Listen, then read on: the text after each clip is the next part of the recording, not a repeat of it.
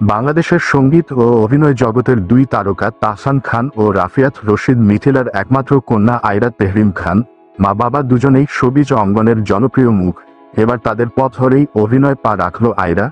প্রথমবারের মতো একটি বিজ্ঞাপন চিত্রের মাধ্যমে পর্দায় অভিষেক হলো তার। সম্প্রতি অনলাইনে প্রকাশ পেয়েছে মিথিলা ও আয়রার অভিনীত একটি প্রসাধনী পণ্যের বিজ্ঞাপন চিত্র।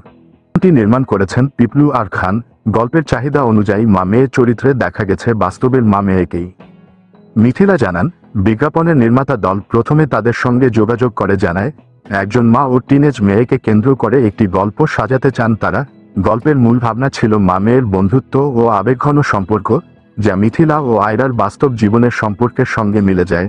তাই কাজটি করতে তিনি ও আয়রা রাজি হয়ে যান।